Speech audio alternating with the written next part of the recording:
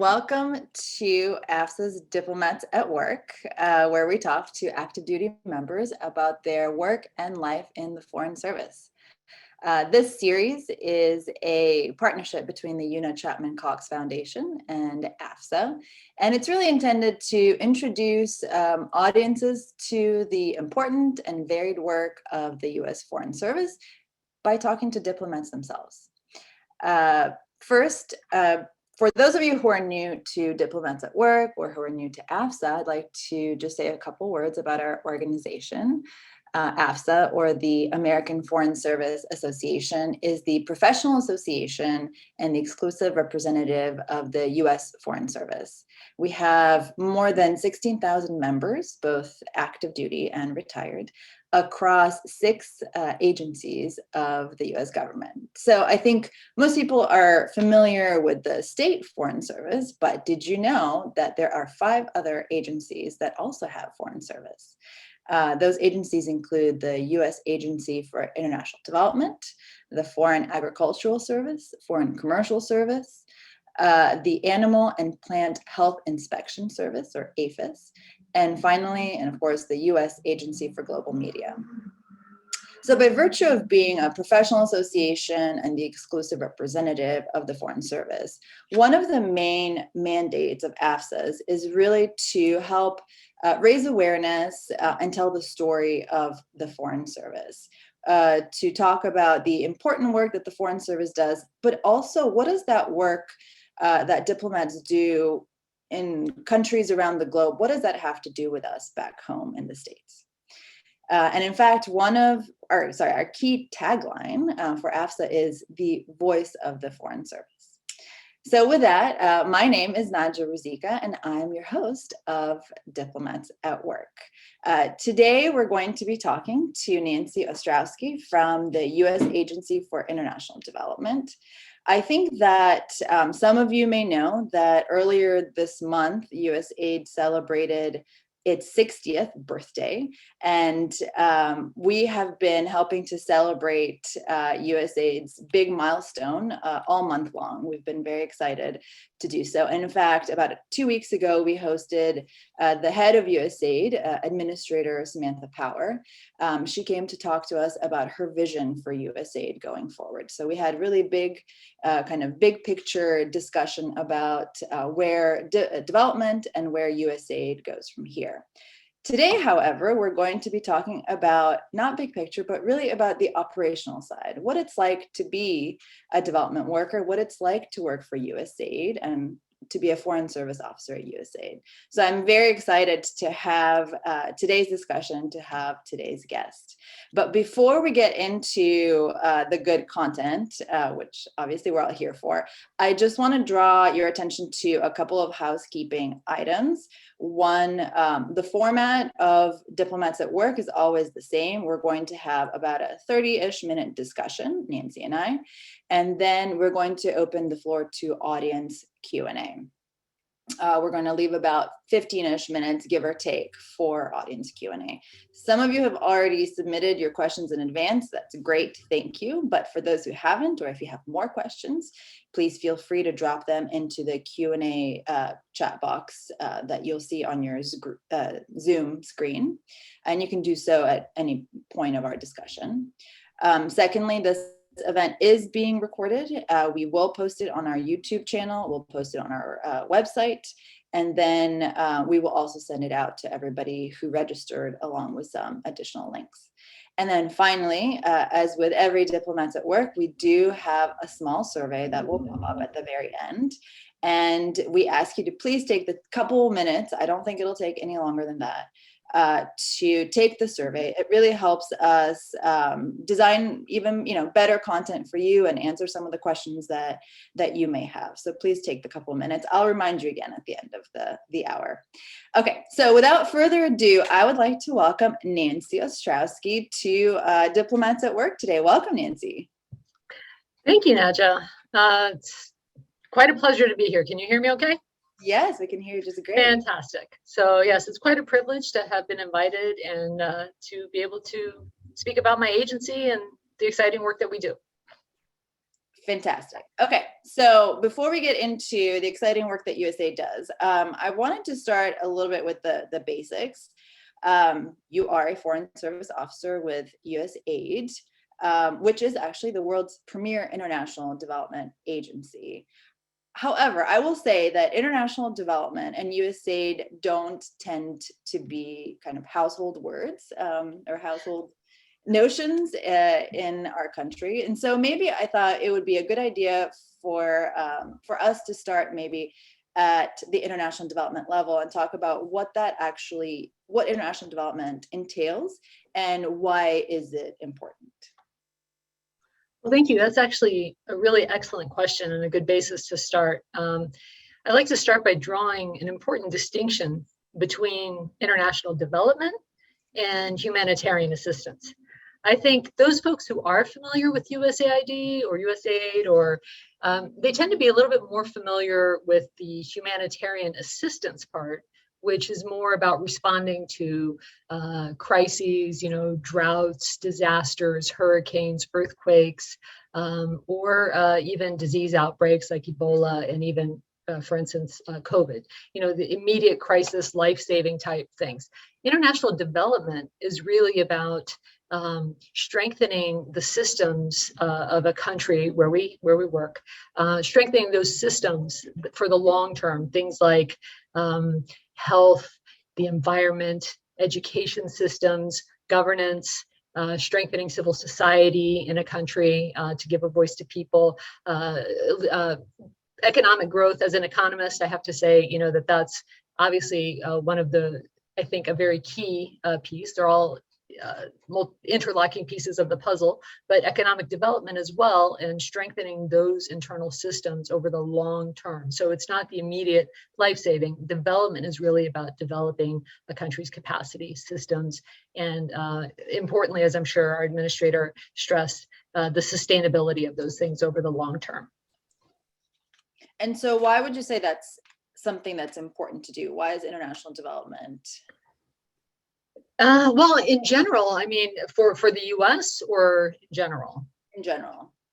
In general, I mean, it's really, you're looking at the interconnectivity of the world, right? And that's looking at the question of, fairness, equity, resource allocation. But even if you take those, kind of loftier principles aside, you say, well, why do you want to address these things? We live in an interconnected world, and having, raising the education levels of populations across the world is just, it raises everyone up. It increases trade, it increases commerce, the same, so education, health.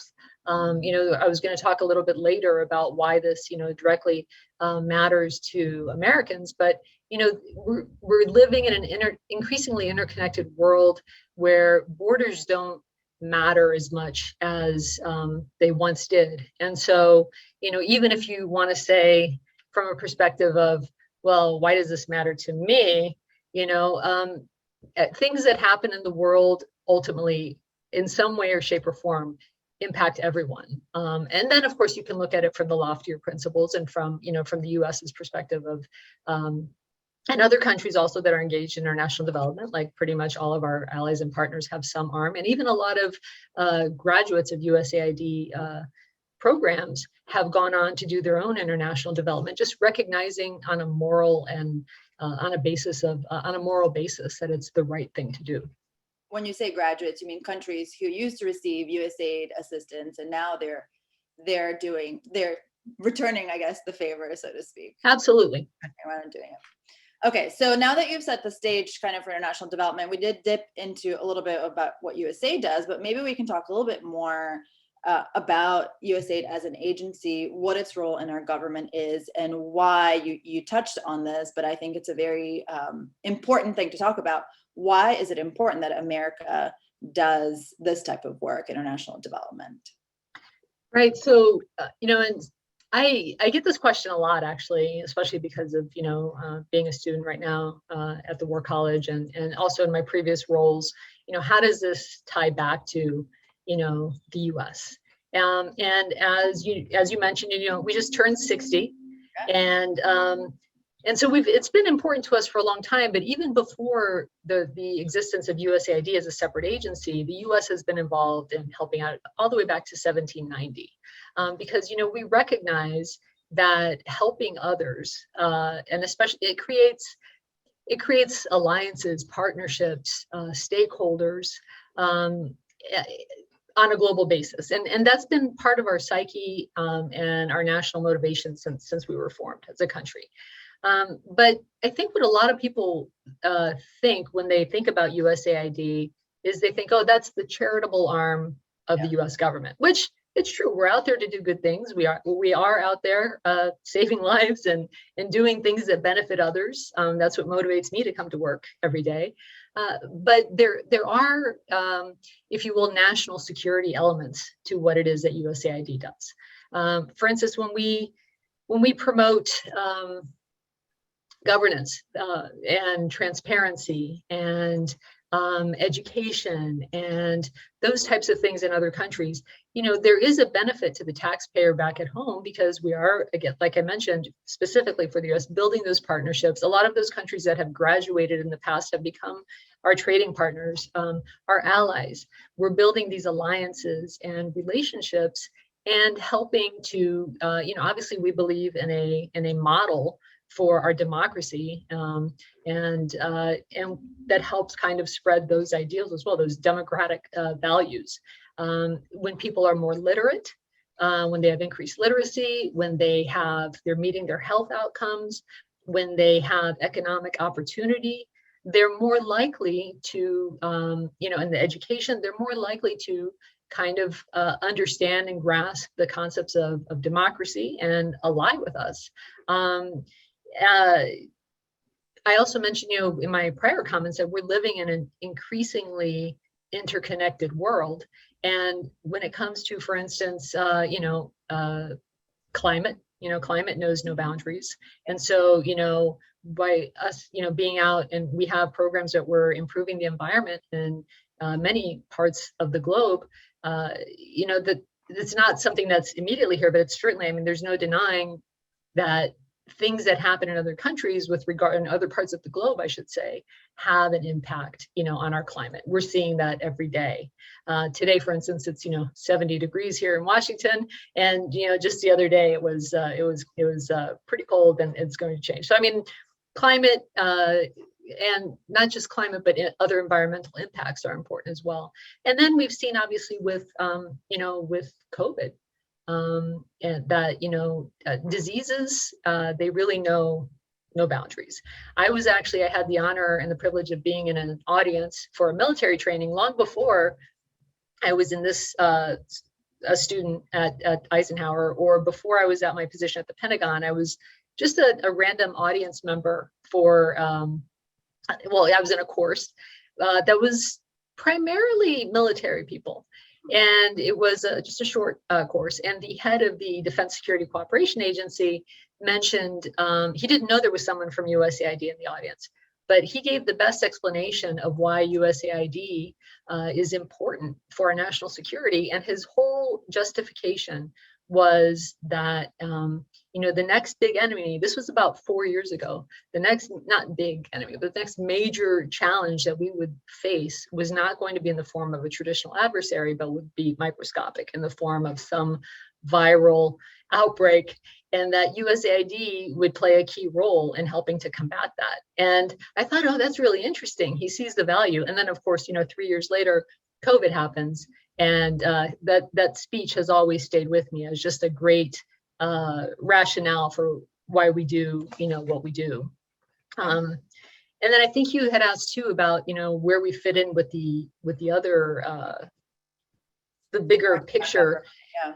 Another misconception. So, a lot of folks think we're out there just doing the saving. I say just doing the saving lives, but we have, those aspects of the development. We're out there responding to crisis and saving the lives. And then there's this long-term impact. But a lot of folks too, I really appreciated your introduction where you talked about all of the other agencies that have foreign service officers. Because a lot of times folks, either they think we're just a charity organization, or they'll say, oh, you're an office of the State Department. And so I usually, when I have an opportunity like this, I like to point out, that, as you mentioned, we are an independent agency, but the State Department is responsible for all foreign policy. And in fact, they are also responsible for all foreign assistance budgeting. So USAID gets our direction for policy, and we get our funding, is managed through the State Department.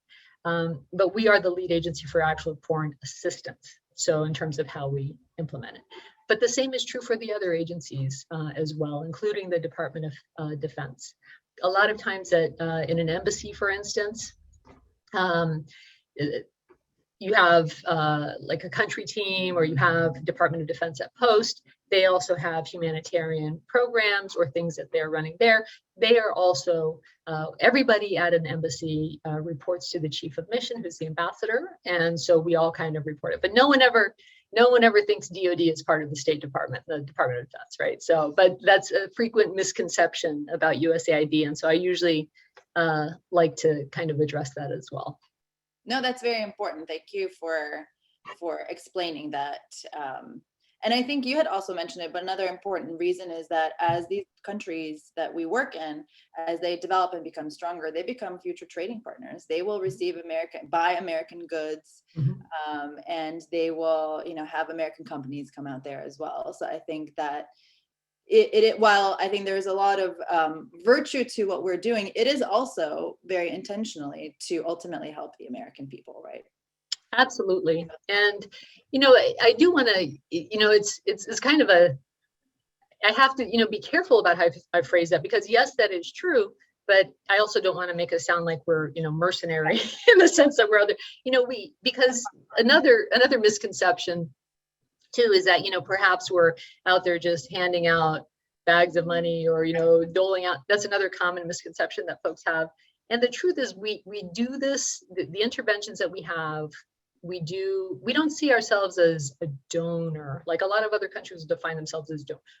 We see ourselves as more of a catalyst to spur growth, development, and innovation in the countries where we work. As much as possible, we like to use their local implementing partners. There's been a real push towards that since I joined the agency. And, and also that makes it more sustainable. So I mentioned earlier too about, the graduation. I should mention that, it's our intent as an agency that when we go into a country, we're there because we've been requested to be there. But also it's our intent to work our way out of a job. Like for us to be successful, and we have a long list. You can go on USAID's website and, just search, or you can search graduated countries. And there's a long list of other countries that have been previous, recipients of our foreign assistance. And then, as I mentioned, have graduated and have gone on to become our allies, our trading partners, and to also assist others in their region. Okay, so now let's switch. Well, we'll switch to you briefly, but really I want to talk about USAID a little bit more. You joined the agency about 10 or 11 years ago. And I think your first posting was in Moldova in Eastern Europe, a tiny little country in Eastern Europe. And before we talk about exactly what your job there was, I'm curious, and I think it might be interesting for people to know, what was USAID doing in Moldova? Like what kind of programs did USAID and does USAID run in Moldova? Well, a lot has changed in Moldova since I was there. It was 11 years ago. And it's still very near and dear to my heart. It's as all of my posts are. But there's always, it's kind of like your first love. It always stays there. But a lot has changed. But so Moldova, as you mentioned, is a small country. It actually was then and still is now the poorest country in Europe. But they are making progress. It's funny because total non sequitur, but I saw an advertisement for a t-shirt company or something today, and it said, "I've been to countries that you've never even heard of," and I think that applies to all of my previous posts. Even amongst well-traveled people, they don't know much about Moldova, but they should. So in Moldova at the time we were there, it's also, as you mentioned, in Eastern Europe. It's a former Soviet republic, very literally and figuratively located on the border of East and West. It sits between Ukraine and Romania, and it's for its size, the interventions that are there are quite interesting. So at the time we were doing things like, obviously they're a former Soviet republic, so we were helping them with very basic things in the agriculture sector. At the time, I remember we were helping them with a program, for instance, working actually with the State Department and the Foreign Commercial Service, I believe. We had a cold storage facility. So we were just helping them, maintain their produce, their basic produce, and they have amazing summer produce there, just to extend the season a little bit and get their goods, keep them fresher longer enough to trade. So at the time, in agriculture, we were doing that. They have a burgeoning wine industry, which when I was first assigned there, I was going to check it out. And, there's very little available here. Now I've actually found a great wine distributor, deals with Moldovan wine. So, they have those, it's kind of evolving. So then and now we're doing agriculture.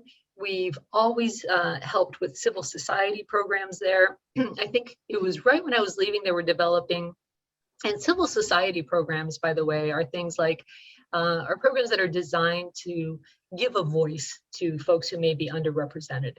And one of my favorite programs that I think I've ever come across there was a program for people with disabilities, and just helping to change the mindset of the populace, saying these people can add value and they have strengths and skills and abilities that they can bring to the workforce. So that was an example. We had other programs in democratic governance, to increase the transparency of certain processes. We work very closely with the State Department on that. I was working on economic growth programs, and that's one of the things that it takes a long time. So we were doing it then. I understand we're still doing it today, different iterations of it in terms of building, I think it was a lot of tax reform and making it easier for businesses to pay their taxes was a big part of the program that I worked on then. Trying to think what other we had, regulatory reform, civil society. That's pretty much, how could I forget? We also, at the time, were trying to help them develop new industries. And we had two kind of new things at the time, and I don't know because I haven't followed up on it, but I know that they've developed since then, maybe without USAID's assistance, actually in the fashion industry, that they were developed. They had a small fashion industry. I bought some lovely clothes from some of the producers there. Also in information and communication technology, ICT, they were, fostering the growth in that. And then also tourism. So I know that there have been some spin-off companies. Moldova went from a place that many folks had not heard of to now they're actually building their tourism industry around wine, around some other things. And so I know that there's a couple companies out there that are focused on promoting the tourism. So obviously COVID has hit everyone hard. But so I would say we're still it's a great case study, actually, 11 years later, to be able to look at it and say, okay, when we started, we were helping them keep their strawberries cold.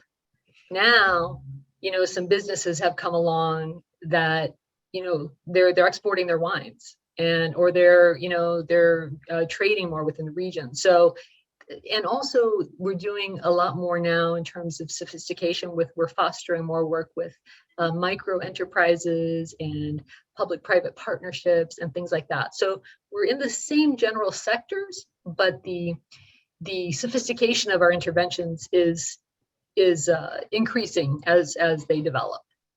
Which is maybe a testament to that the programs are working, right? You're moving along the spectrum of. Okay, so switching to you, you were brought into Moldova as a program economist. So what does that mean? What did it look like in practice? And since we do pitch the title of this event as a day in the life, we'd love to hear what your kind of day-to-day looked like when you were working in Moldova. Okay, well, that's an interesting question. And, I was thinking about this because well, it's interesting for a couple different reasons. The first one was I happened to be the very first economist, FSO, Foreign Service Officer, to be posted to Moldova.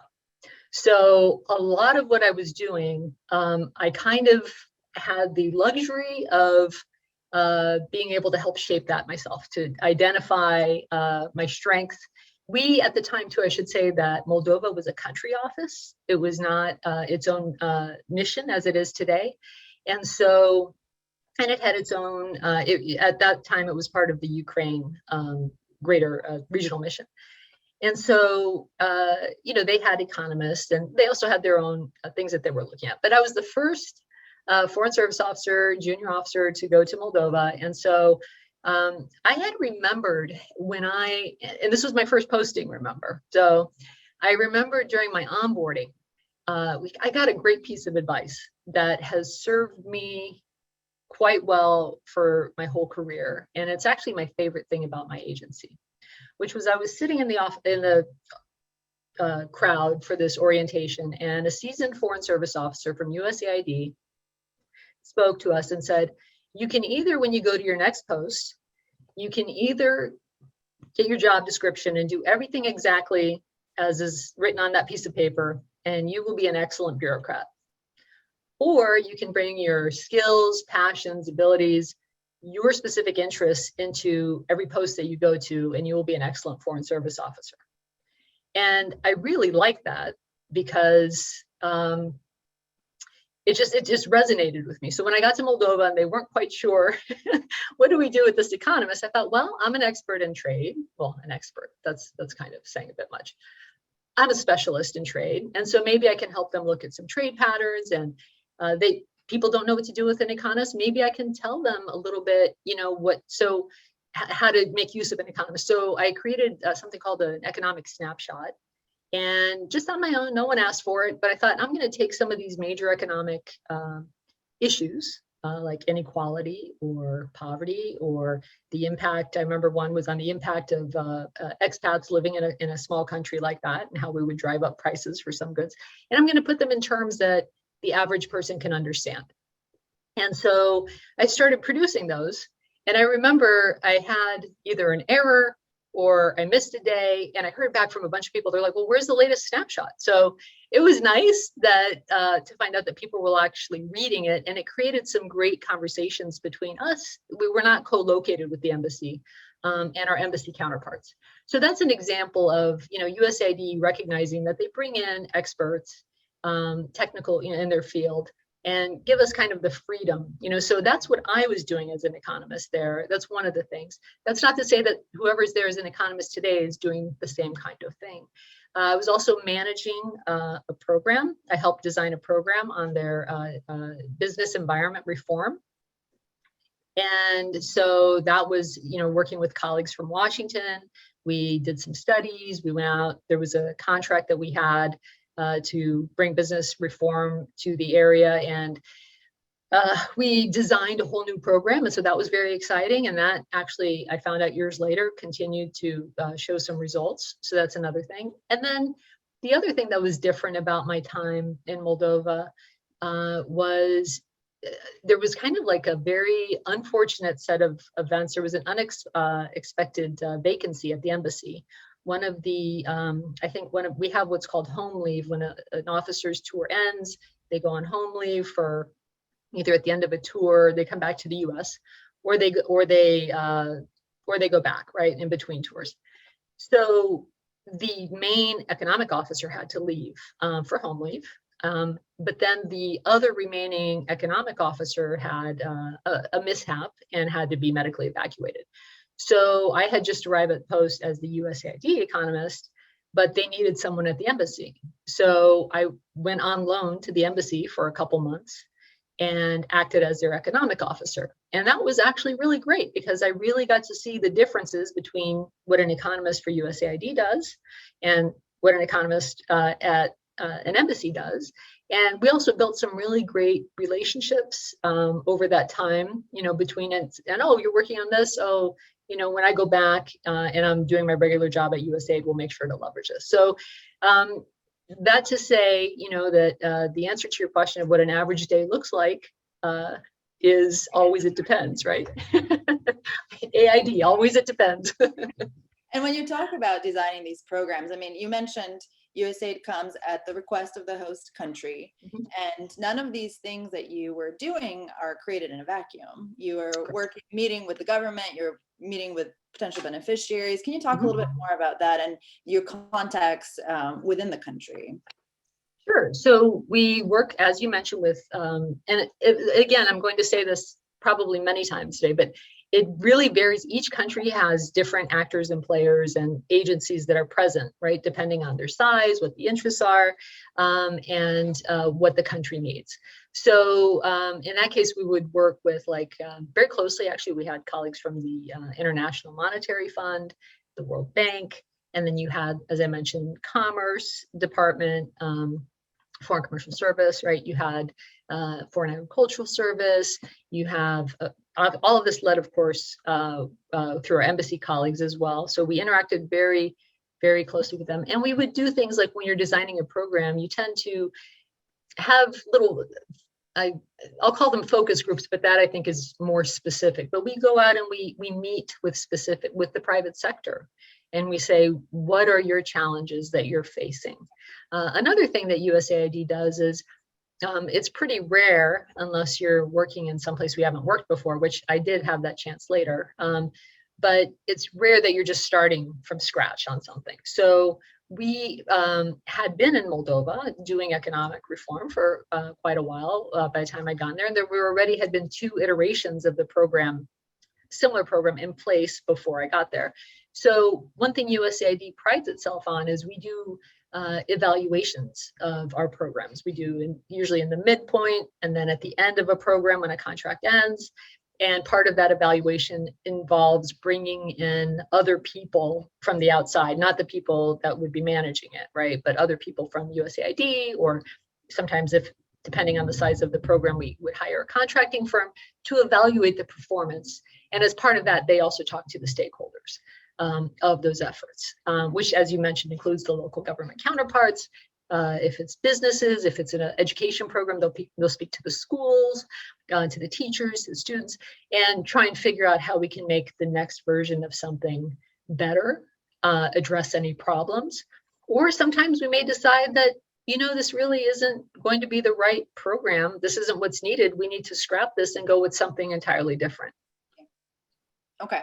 So from Moldova, which sounds like a very sort of traditional USAID type of a program. You got a little bit of everything to help the country develop. Then you went to South Sudan. And based on what we chatted about, it sounded like it was a drastically different experience, and maybe even very much more of a turbulent experience. So can you tell us about your time in South Sudan?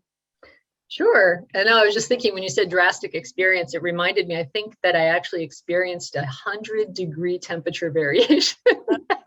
This was minus 27 in Moldova in the winter. And I arrived in South Sudan in January. I think it was like 117 or something like that. So it was, what's about to happen. Yeah. So, but I still didn't manage to qualify. There's a special wardrobe benefit that you get if you go between various temperatures. It still wasn't extreme enough for that benefit. But so South Sudan was actually, I loved my time in Moldova, and I also ended up really enjoying my time in South Sudan. Another country that when I got there, folks were like, well, so yeah, I've heard of Sudan. No, this was South Sudan, because at the time it was and is the newest country in the world. Yeah. And very different in terms of development needs. Language, everything was very different. And I think it ended up being actually a very pivotal posting for me, because it was the beginning of my relationship and my desire to form a strong bond between and further the bond between USAID and my military colleagues. But I'll get to that probably a little bit later if we have time. But to answer your question, what I was doing there, I was still an economist, and I was deputy office director, and I was managing a program that was in the again looking at kind of we were starting from scratch in a sense, right? Because although there had been some programming in place, prior to independence. But so South Sudan, for those who don't know, at the time, and I have to be honest that I'm not certain what the ratios are now, but at the time, 98% of the country's income was from oil. And the oil had to pass through Sudan, the pipelines.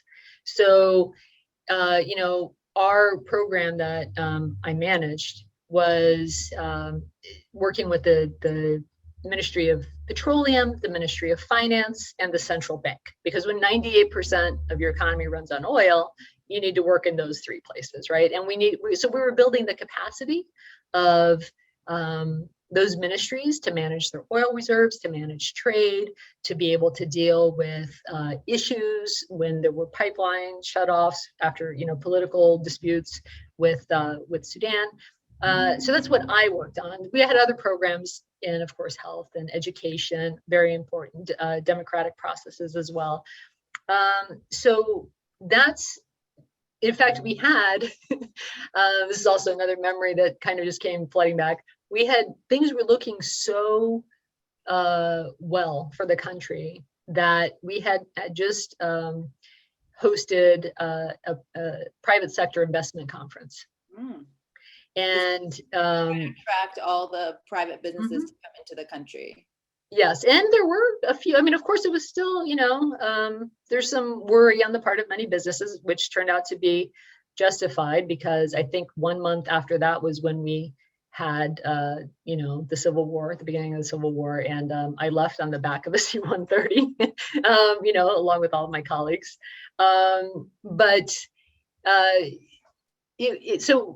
went from, again, that was one place that as a new country, when I first got there, if you wanted anything, you had to go to certain, to the open market, to get whatever vegetables or things that they had, and eggs. And by the time I left, and I was there just under a year, they had little grocery stores were popping up, and they had a little grocery store. I mean, you could get a pint of strawberries for $20, but you could get a pint of strawberries.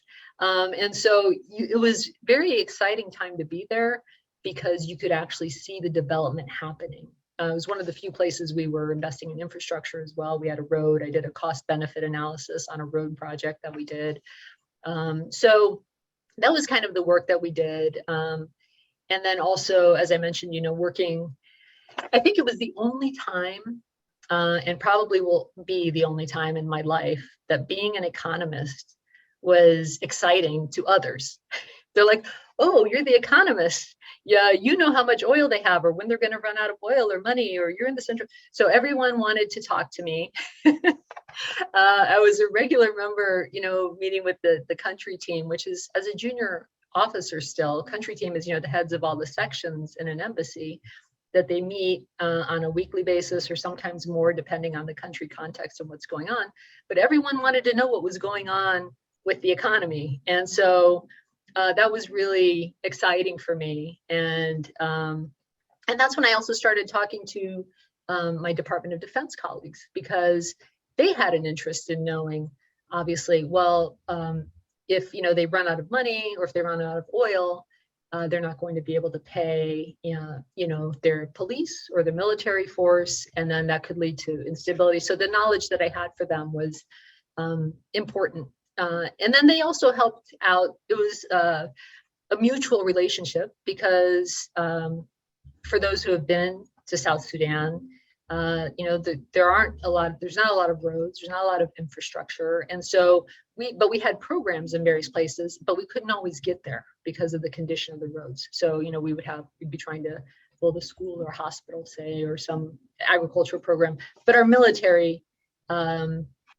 colleagues had other ways to get there. They had more rugged vehicles, or they were flying, in the course of their activities, and they would help us by kind of checking out our sites for us. So it was a great introduction for me for how we can, work more closely with other agencies, but also specifically with the military. That's great. You had mentioned when we were talking about Moldova, how for some of the economic growth projects, and others as well, there's sort of multiple iterations of it. And while there is progress, it's sometimes slow. So development, or really tends to be kind of the long game. During the time that you're posted in a country, unlike Sudan, sounds like obviously a very different experience, but in most traditional development programs, you might not see results of the thing that you're doing while you're there. Does that affect your perspective on what you do? I think that's a really great observation. That's a really keen observation. And I think you just have to be prepared for that.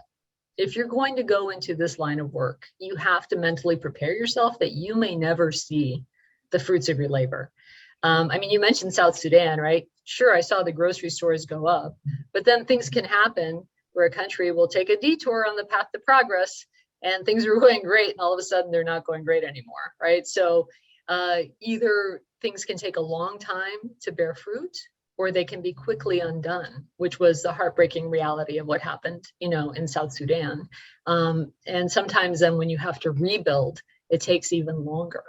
So knowing, I think that's the thing. Sometimes I envy my colleagues who are on the more humanitarian response part of USAID, the ones who go in for, it was formerly known as OFTA, now it's under different bureaus, and they'll go in, our dark teams, our disaster response teams, they'll go in to, immediately save a life or, bring people to safety, and they can immediately feel that. And for those of us who are more in the long development, it can be sometimes disheartening, when you're there, but you have to believe in it, you have to have faith. And one thing that I think helps me, especially now, 11 years later, I'm still, whenever any of my colleagues from Moldova passes through town, they know they have a place at my table. So I keep, or any place that I've served. That's a nice thing about being in Washington, is almost everybody has to transit through Washington at some point. But I keep in close contact with our Foreign Service nationals. We just had a day of recognition for them yesterday, but really every day for USAID should be Foreign Service National Recognition Day, because they are the lifeblood of our agency. They are the institutional knowledge. They are the citizens of the countries in which we work, that many of them have stayed with USAID for 10, 20 or more years. And so they know. And so for them, they've seen the ups, the downs, the dips. I could see some progress and be excited and think it's permanent, and then it gets undone, and then I'm disheartened. But when I check back in with those colleagues in those countries, and I see, now you've gone on, or you've spun off this other business, through some work that you're doing. And so that keeping those connections, I think, is really important for those of us who have served overseas, because it helps remind us that what we do is important. And yeah, I mean, I think that really answers that question. But I was going to say, for me, I think if you think you're just going to parachute into a country and change everything and then leave, save the day, and then that's not how it works. You have to know that these things are going to take time, and there's going to be variation. And sometimes you'll be lucky enough, if you stay in the same region, that you'll see it. But otherwise, the main way to keep track of it is to just stay connected with the people with whom you served and for whom you've served. So we frequently, and actually I took a peek at some of the questions we've received thus far, and a lot of people seem to be very interested in how people get into USAID's Foreign Service. If there's a particular path and so on. But based on our previous chats, your path into USAID was a very interesting one. I would say definitely not a direct one. And so I'd love to talk a little bit about how you came to join USAID. Well, sure. So in my particular case, it was actually my third-ish career. I joined after 9/11. I think most folks who've seen my name recently know that I'm a 9/11 survivor. I talked about that in a podcast with Ambassador Romero on American Diplomat. There's an article in AFSA about the specifics of that. But it was a pivotal moment for me, because it made me realize, after a career in private sector and also academia and working for other nonprofits, that I wanted to do something more tangible to serve my country. with my skill set as an economist, and having at the time I was 40 years old, and I thought, well, what can I do at this point to bring my skills and ability to serve my country. And so I had previously considered the Foreign Service, but for whatever reason I hadn't gotten there. I took the test and passed and did all that, but then I went on to do other things. But I have to say that I'm glad that I didn't join the Foreign Service right away, say fresh out of university or something, because having worked in these other fields and sectors helped me realize that they too have their difficulties, so I don't romanticize, some working for the government has its challenges. There is a bureaucracy. There are some challenges with things taking a long time and not necessarily being efficient, because we're not supposed to be efficient when you're a part of the government. That's not about that, right? So I'm glad that I came to it as kind of my third-ish career, because it gives me the patience to know that, there are, any field you can go to, there's going to be challenges. But at least at the end of the day, when I lay my head down on my pillow at night, I know that I've spent the whole day working on something that's meant to make the world a better place and make it better for others. And so that gives me a lot of satisfaction. Yeah, I believe it. So the time for our chat is up. I actually took a little bit longer, but we do have a lot of questions. So I want to switch gears to the audience questions. And so let's see. One of the first questions we got is, you had mentioned that you acted for some time in the role of the embassy economist versus USAID economist. And so what's the difference? What was that difference that you saw in those two positions? It would be interesting to understand the broader differences between those two organizations in that regard. Sure. So typically at the embassy, as I mentioned earlier in my comments, the State Department, you're there to be involved with foreign policy, right? And so aid is there for foreign assistance.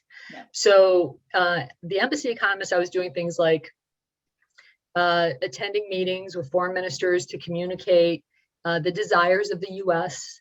On a particular sector or topic, and then drafting reports. There was a lot of report writing, a lot of cables, and so, but also a lot of fun things too, like when we had the ambassador from the Food and Agriculture Organization come and visit, to do site visits to those places, and kind of a lot. That's where the diplomacy, with the different officials of those countries comes into place. And so it's a little bit more on the policy level, whereas with aid, you're actually out there doing, in the case of Moldova, going to the factories and trying to help them create their fashion industry, for instance, right? Like trying to connect them with the private sector. So you're actually there. We're doing the same things, but from a different angle. From the State Department, you're communicating U.S. interests, right, and building those relationships. From USAID, it's more ground up, right, or from the local country out. But it's still with the ultimate same chapeau of our intentions. Okay. What would you consider the hardest part about your job as a foreign aid worker / Well, what is hardest for me may not be hardest for somebody else. I will say that. I will say for me, the most challenging, what I find the best part is what I know many of my colleagues don't find the best part, which is I enjoy moving and starting over all the time, making new friends, forging new relationships, looking at, learning new languages, going to different contexts. You do feel like you're constantly starting over, and you're definitely not the smartest person in the room. Every time you land, you have to prove yourself over and over. I enjoy that challenge. Many folks don't really like that. And, I would say that's a real part of this job. You're going to have a lot of change. If you have change, if you don't like change, this is not the job for you. What I actually find hardest, and has been a proven challenge for me, is, the family component. especially, as I'm getting older, my parents are older, and then, if you have children or other family members and you're overseas and something happens, sometimes you're very, very far away, and it's difficult to manage that. The way you make choices, about relationship, friendships, maintaining those things. So the challenging part for me also now is part of what's called a tandem couple, which is my husband is also in the Foreign Service, but with the State Department, trying to find a way to stay together. And that's a challenge many of us in the Foreign Service face. So you mentioned obviously spending time overseas as an FSO. There's a question here that says, does a USAID FSO, what's the difference in terms of how much time is spent overseas between State Department Foreign Service and USAID Foreign Service, or is it about the same? Oh, that's a good question. I'll give you my personal opinion. It may not be correct. I think it's generally about the same because it's the Foreign Service, and we all have restrictions on how much time we can spend overseas before we have to come back, and how much time that we can spend in the US before we have to go back out. So I know those restrictions are the same for both. I don't know what the exact rules are for the State Department because they are different than ours. But it's roughly, it is the Foreign Service. USAID does have a civil service component as well. Some of my colleagues and former classmates as well have decided after being overseas for some years, they made the conversion to civil service because they wanted to stay in the US. Personally, I'm ready to go back out. So. Okay, so we have a few questions that basically ask, how does one get into USAID? We talked about your path. That does not seem to be one traditional path, but maybe you can talk to us about, how does one prepare for a career, hoping to get into USAID? There's a question here about leveraging Peace Corps service for a career in the Foreign Service. So can you talk to us about that? Oh, absolutely. As I mentioned, we have civil service employees, we have foreign service employees, we have personal service contractors, we have fellows programs, there's many different paths that one can take. To find them, you can go on our website, usa.gov/careers. To be a Foreign Service Officer, we do require, with the exception of finance and engineering, to have a master's degree. Some language proficiency. It really doesn't matter what language, because if you've learned a language, it proves that you have some proficiency. And of course, these requirements, change. I haven't looked at the specifics for 12 years. But it does favor you if you have some overseas experience as well. I did serve on a hiring panel recently, and that was really great to see all these people excited to come work for USAID. It does favor most of my colleagues. I feel like this probably not accurate, but most of my colleagues were prior Peace Corps. That's not a requirement, but I think this kind of lifestyle and this kind of career attracts a certain kind of person. And so many of them will have done Peace Corps in the past, although that's not a requirement. Okay, so I think this will be our last question. Switching gears a little bit, is how does USAID center and elevate voices of local partners so they can determine their own development journey? Well, that's a good question. We had, and the nomenclature for this has changed throughout, I think, my time, but we've had various different initiatives. And I think when I was in South Africa, it was called Local Works, but we make a concentrated effort to reach out to, make our business opportunities, our contract opportunities available to local businesses. In some places, this may be, I may hear from folks at AID that I got this wrong, but I don't know if it's a universal mandate at this point, but in many contracts, there has to be some component where you are, in fact, hiring a local company to execute some of the work. So I don't know what the requirements are, but that's generally the spirit of what it is that we try to do. And the reason is because doing that, we did that in South Africa when I was there, makes our efforts more sustainable. If you're basically, by doing that, you're training them. Sometimes the local partner is fantastic and they can hit it right out of the park immediately. Sometimes they need the especially when it comes to working with USAID, we've developed a whole series, which actually a good friend of mine, Ellie Bosman, developed working with USAID, kind of like a how-to primer for a lot of these smaller companies, and translated them into other languages so they can learn how to become part of the system of giving back and of working in their own countries. And so it's kind of a, you know, a train the trainer type opportunities that we create on a corporate level. Well, that's great. Thank you. Unfortunately, that is the end of our Q&A session. I'm sorry we weren't able to take more questions. There were a lot. I'll send you some of them in case you're interested to see. And if there's any questions that we can then post somewhere else. But thank you for coming and talking to us today. I think this was a fantastic discussion. I hope that folks have learned a lot about what I think is an agency that a lot of people don't know about, but it does amazing work.